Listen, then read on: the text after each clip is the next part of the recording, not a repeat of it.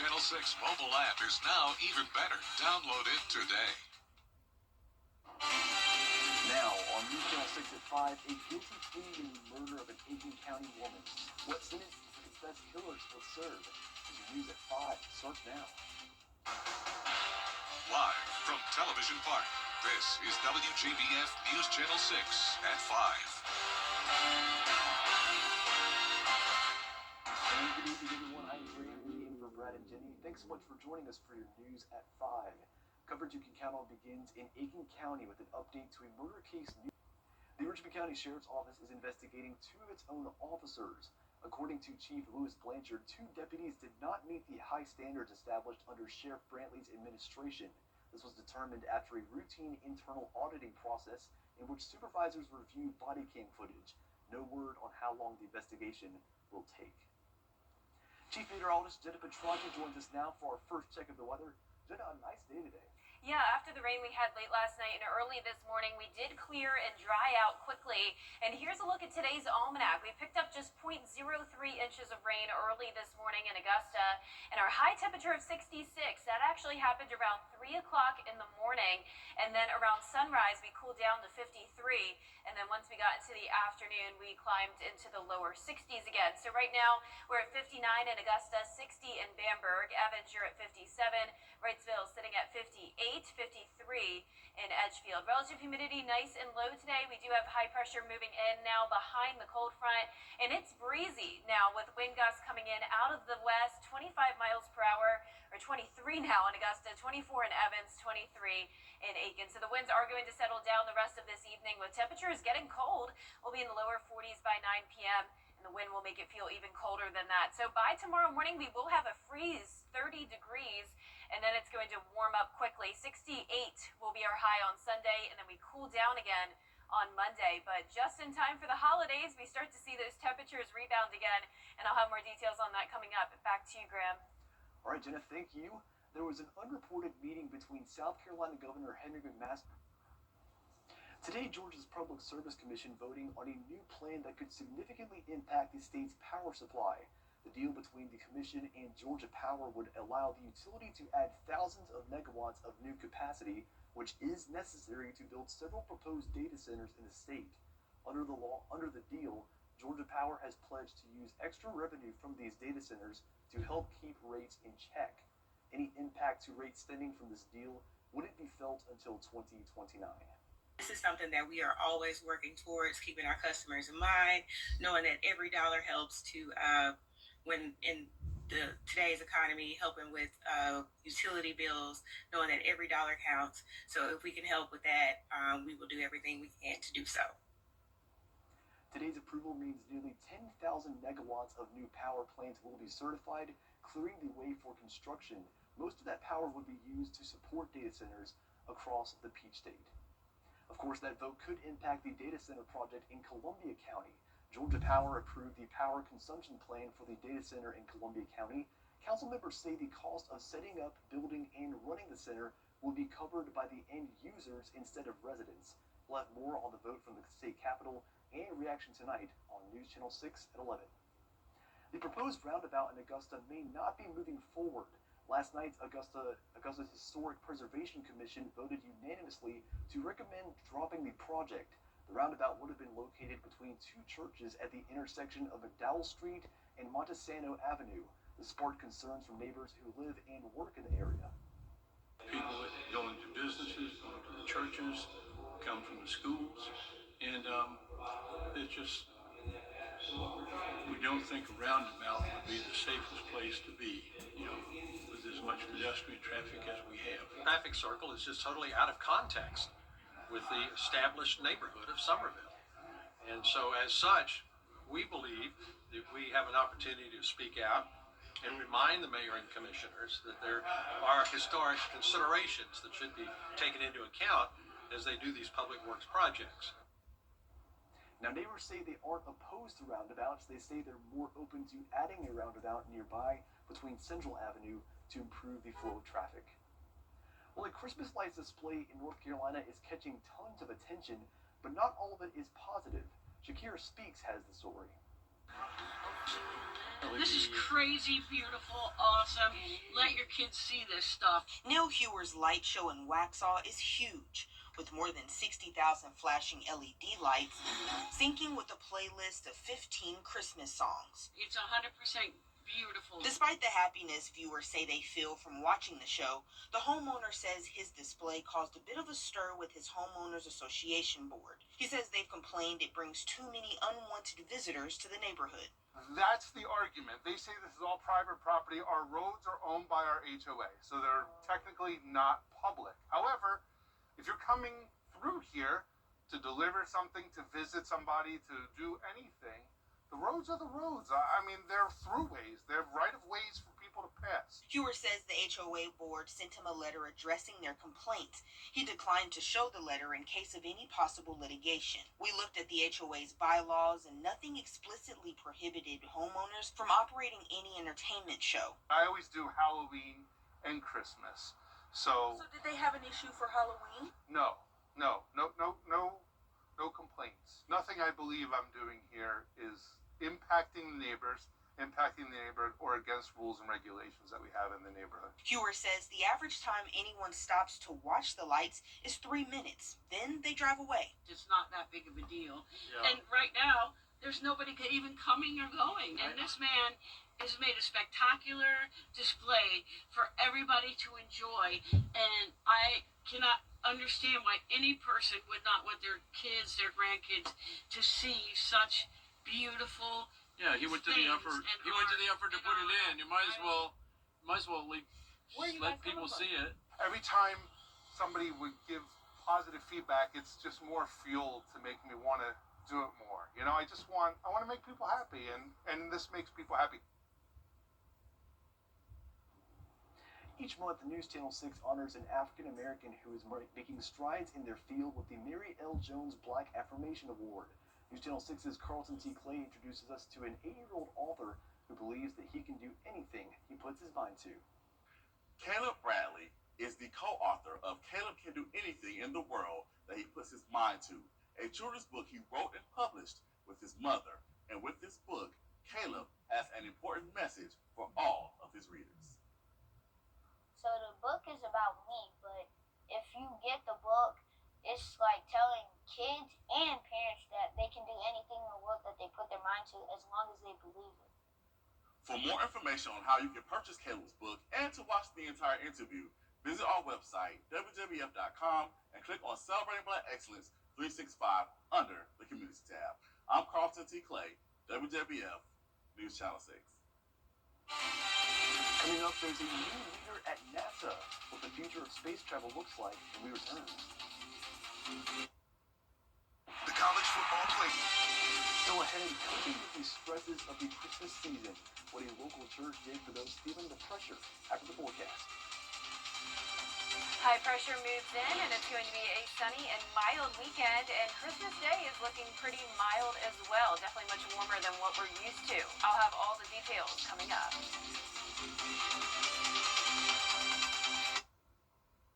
Weather headlines on WJBF News Channel 6. Brought to you by Southpaw Roofing. Roofing done right. Brought to you Saturday. Now, your most accurate forecast with WJBF Live Viper 6. Welcome back. It was a windy morning with some showers that came through. Highest wind gust happened to be at Augusta Bushfield, 40 miles per hour, and then right behind it over in Thompson and Washington.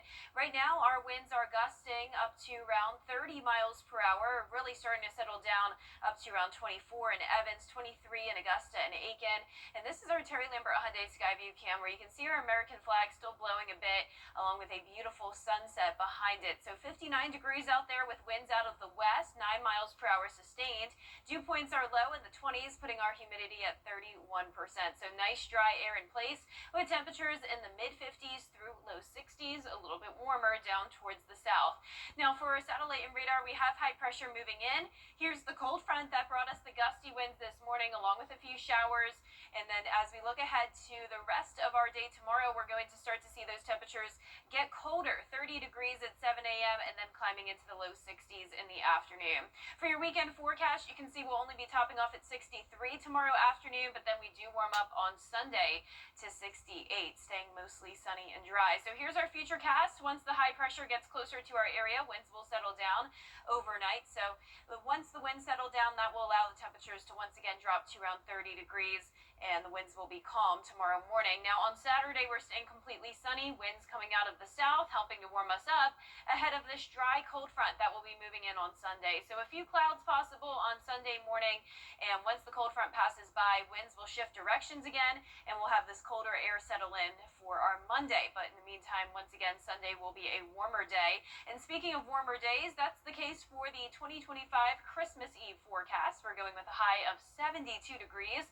That is around 40 degrees warmer than just a few years ago. I know I remember this very well. 2022, we only made it to 30 degrees. That was our high temperature, and our low was only 12. So for Christmas Day, things are looking pretty warm as well. Highs continue to stay in the low 70s, lows in the mid 40s, and it will be a mostly sunny and dry Christmas for us. It even looks like it's going to be a warm New Year's Eve, and maybe even all the way through January 2nd. Those above average temperatures are expected to stay in place across the southeast. Now our low temperatures tonight, once again in the low 30s. Highs tomorrow are going to be in the upper 50s to low 60s. And your 10-day forecast showing the first day of winter coming our way on Sunday, but it will start to feel more like spring. Once again, we will have a cool down though briefly on Monday, back to a high of 58, but then we hit 65 on Tuesday. Low 70s come our way just in time for Christmas Eve. And it's not just a brief warm-up, Graham. We're actually going to continue to see those low to maybe even mid-70s all the way until the following week. Yeah, New Year's Day looks like. Yeah, so once again, it's going to stay warmer than normal for a while. Might not need the winter coat we needed just a few short days ago, right? Yep, and you still need to keep it because who knows, as soon as we get into January, things may change again. That's a good point. Well, thank you so much, Jenna. Well, not everyone feels the joy this time of year, and that's why One North Augusta Church is opening its doors for those who are hurting.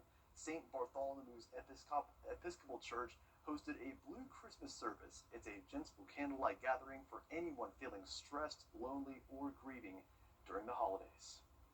The holidays are hard times for many people, especially when you're missing a loved one, a friend or a loved one or a family member.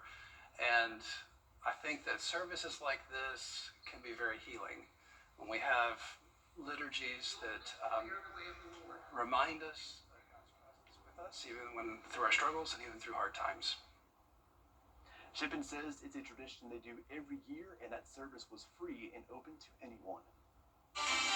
Up next, an unusual swan a long way from home. How he found and returned to his owners after the break. It's a fool's play. WJBF and our partners continue to champion local families through our Children First campaign. Together, we hope to strengthen our community by uplifting children across the CSRA. To learn more, visit WJBF.com/Children First. Well, it's a strange sight in Waikiki, Hawaii. A black swan was spotted on the beach, and some people soon found out he was far away from home. Nathan Shinagawa has the story. This little dude has had quite the adventure over the last few days after leaving his home at the Ko'olina golf course. So this young man, wasn't allowed to be where he was and was, bullied out of the area. And so instead of just finding a different place on the course, he actually flew. And originally he ended up out at Barbers Point area on Monday. After making his way to Barbers Point, the swan flew even further, spotted in Waikiki Beach Tuesday evening. The swan was sighted multiple times on the beach Wednesday, where lifeguards encouraged guests to stay back and give it space until proper care arrived. We have about 25 swans. They're all the black swans. How unusual is it for one of your swans to make it all the way to Waikiki? I mean, that's pretty far. It is pretty far. The last time that I've heard that a swan went all the way to Waikiki was like 10 years ago.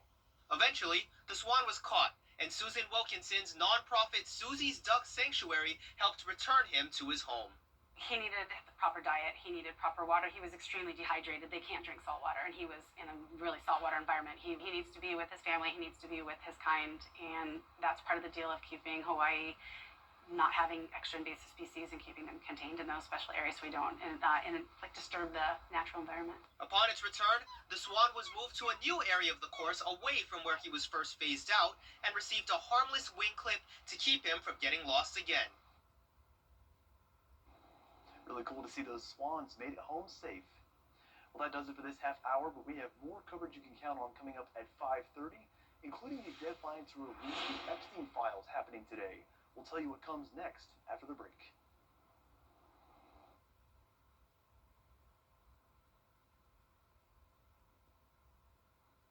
Some people hear the name. Epic discounts up to 75% off. From electronics to home decor to everything in between. It's a new deal every week. Just scan the QR code or head to WJBF.com and click on Marketplace to start saving now. The Live 5/6 Skyview Network, sponsored by Terry Lambert Hyundai. Live from Television Park, this is WJBF News Channel 6 at 5:30. Well, good evening. Thank you so much for joining us. I'm Kim Vickers. Coverage you can count on begins with your local headlines. An update to a murder case News Channel 6 has been following for more than 2 years. Daniel Harmon pleading guilty in the kidnapping and murder of his ex-girlfriend, Jamila Smith. As part of the plea deal, Harmon will serve 30 years for the kidnapping and 45 years for the murder. Those sentences will be served consecutively. The Richmond County Sheriff's Office is investigating 2 of its own officers. According to Chief Louis Blanchard, 2 deputies did not meet the high standards established under Sheriff Brantley's administration. This was determined after a routine internal auditing process in which supervisors review body cam footage. No word on how long the investigation will take. Today, Georgia's Public Service Commission voting on a new plan that could significantly expand the state's power supply. The deal between the Commission and Georgia Power would allow the utility to add thousands of megawatts of new capacity, which is necessary to build several proposed data centers in the state. Any impact to rates stemming from this deal wouldn't be felt until 2029. Well, today is the deadline for the Department of Justice to release the Epstein files, and it's time now for our first check of the weather with Chief Meteorologist Jenna Petracci. Jenna, I keep harping on this, but it doesn't feel like Christmas. It's so warm. Yeah, it's only going to get warmer, Kim, so temperatures are really going to go well above average once we get to the holidays. But right now on our Terry Lambert Hyundai Skyview cam, we're seeing a gorgeous sunset here at the Amentum Center in Aiken. It was a dry day after just a few showers very early in the morning. That brought us 0.03 inches of rain. Our high temperature of 66 was technically reached at 3 o'clock in the morning, and then from there we dropped to 53 around sunrise. And then this afternoon, those temperatures rebounded back into the lower 60s. Now that the sun is setting, we're down to 59 in Augusta, 55 in Aiken, Swainsboro at 58. Gibson, you're sitting at 56 degrees and 54 in Edgefield. Nice low relative humidity today. High pressure is building in behind that cold front that brought us the rain. Evening planner looking good. We'll keep it clear. Winds out of the west, and we're going to get much colder than it was last night. Low 40s by 9 o'clock. Now looking ahead, we're going to be tracking some sunshine for the weekend. It's going to be beautiful, along with a warm up 30 on Saturday morning and then up to 68 by Sunday. I'll have more details on your forecast coming up. Back to you, Kim. All right, Jenna, thank you. Well, we're less than a week away from Christmas, and the holiday travel rush is starting to ramp up. Following up, why one teacher drives around town with a giant inflatable whale. Danny New tells us why after the break. What's trending is next. And high pressure is moving in, and we'll have a sunny and mild weekend, but things are going to warm up even more once we approach the holidays. All those details coming up.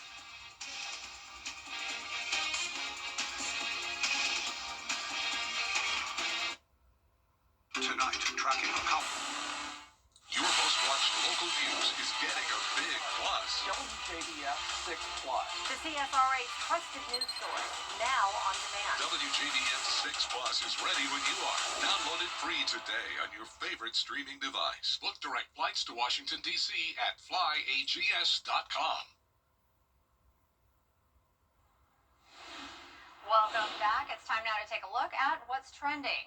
Well, following the tragic mass shooting in Sydney, Australia, Okay, Danny New, I have to agree. A sleepover in that whale would absolutely be baller. I would be in. That is really cool. It kind of reminds me a little bit about when I was a kid. Break. We'll check back in with Chief Meteorologist Jennifer Trauchy for a look at the forecast.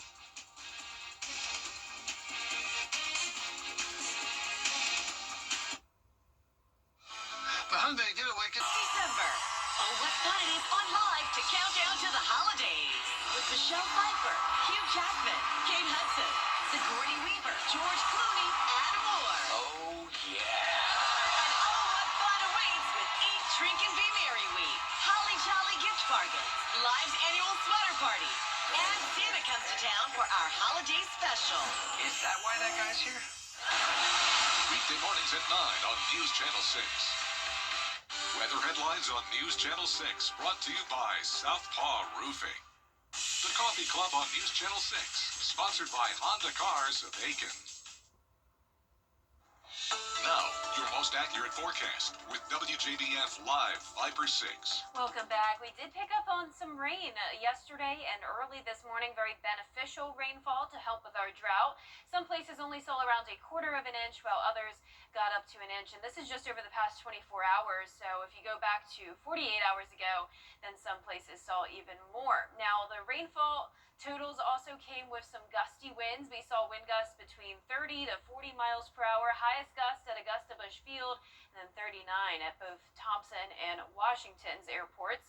And right now it is still breezy. We're seeing those gusts come out of the west around 15 to 20 miles per hour. And there's the American flag blowing with the beautiful sunset behind it on our Terry Lambert Hyundai Skyview cam. Sitting at 59 degrees, a west wind sustained at 9 miles per hour, and low humidity at 31%. So around the CSRA, we're in those low to upper 50s. We touched the lower 60s this afternoon briefly. And high pressure is moving in now behind this cold front. So we're going to have a nice sunny and dry weather. So great for any weekend plans as you're wrapping up any Christmas shopping or any Christmas themed activities this weekend. Things are looking good. So here's your Saturday forecast, 30 at 7 a.m. So we will be back to below freezing, but luckily the winds will be settling down at that point. So no harsh wind chill.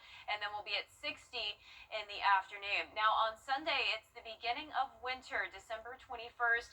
Earth's axis is tilted away from the sun, and it happens to be the shortest day and longest night in the northern hemisphere. So even though it's going to be winter on Sunday, it's going to be feeling more like spring as temperatures are climbing into the upper 60s, lows back to above freezing, and it will stay nice and sunny and dry.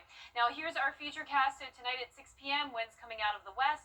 Once high pressure gets over our area, the winds will settle down, and you can see we're going to remain clear into Saturday.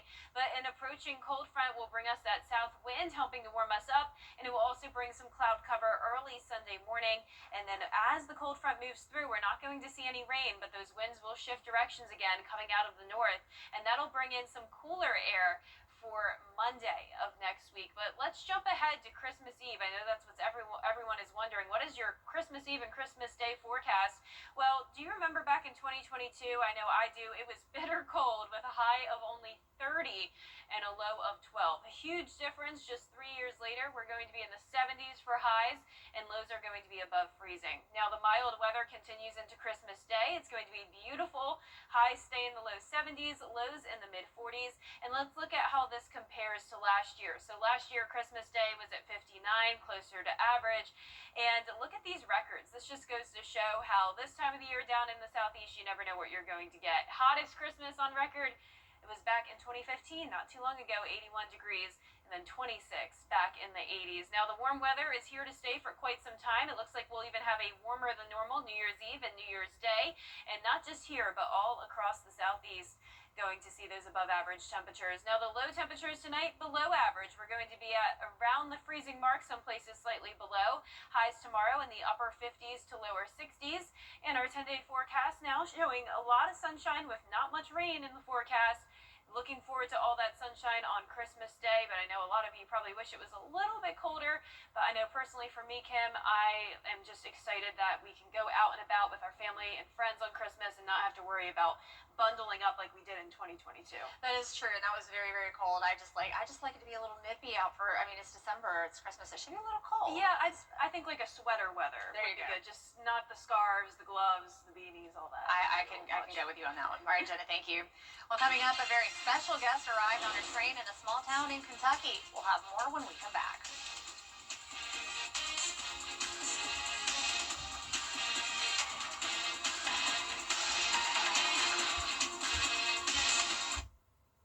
I'm Shalonda Morris with Universal Plumbing. Do you know a great teacher who deserves recognition? Go to WJBF.com and nominate your favorite teacher today. Years ago, I lost my TV. Well, these days it's not common to see large crowds waiting for a train to arrive in the mountain communities that haven't seen passenger service in decades, but hundreds of people gathered at a crossing in Elkhorn City for a VIP guest. That guest was Santa Claus, who's been transporting on the CSX Santa train through the Appalachian country since 1942. Now, the sleigh and the reindeer, that's his chosen, mode of transportation. But I mean, it's 2025, almost 2026. Santa's definitely got to upgrade his transportation for sure. Well, that's all for this half hour. More coverage you can count on is coming up at 6, including South Carolina's governor meeting with White House leaders. What topic they discussed next at 6.